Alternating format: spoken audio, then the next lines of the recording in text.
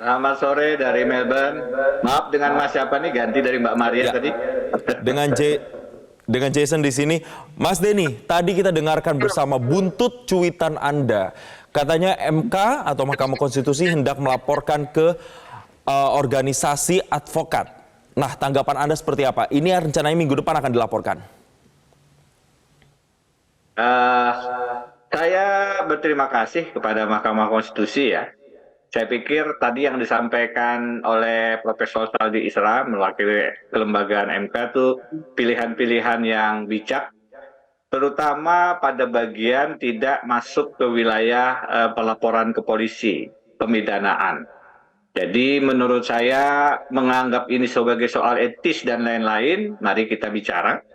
Saya dalam kesempatan menyampaikan rilis awal kemarin, jadi kemarin saya melepaskan anggapan awal mengantisipasi konferensi pers sore ini yang dilakukan oleh Bung Saldi, Prof. Saldi, itu adalah mengatakan saya berpandangan dalam situasi penegakan hukum kita yang masih problematik, masih syarat dengan praktik-praktik menyimpang. Terbukti pada saat kita bicara sekarang ada praktik mafia hukum di Mahkamah Agung, maka model pengawasan publik dalam bentuk berbagai macam cara ya, salah satunya yang saya lakukan itu justru harus dilihat sebagai apa yang sering kita sebut sebagai meaningful participation. Khusus untuk MK menjadi lebih urgen lagi karena putusan MK begitu dibacakan tidak punya ruang upaya hukum lain dan langsung mengikat atau yang dikenal dengan istilah final and binding.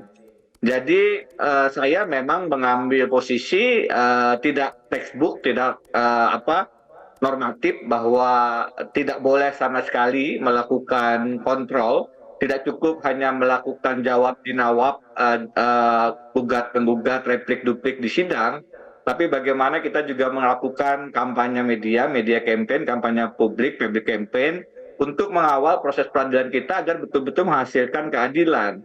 Karena masih adanya risiko-risiko praktik penyimpangan yang dilakukan oleh oknum-oknum di dalam penegakan hukum kita. Nah, apakah ini kemudian dianggap pelanggaran etik atau tidak? Ya, bukan saya yang menilai. Kalau saya mengatakan ini bagian dari advokasi publik.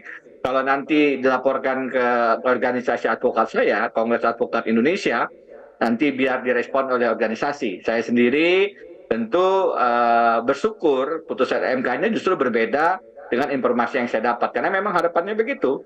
Harapan saya dengan menyampaikan informasi itu ke publik adalah putusannya tetap menerapkan sistem proporsional terbuka dengan kenapa demikian harapan saya ya sudah saya sampaikan tadi di awal karena ini open legal policy dan jangan sampai tertutupnya itu di tengah-tengah jalan berubah bisa menunda pemilu justru.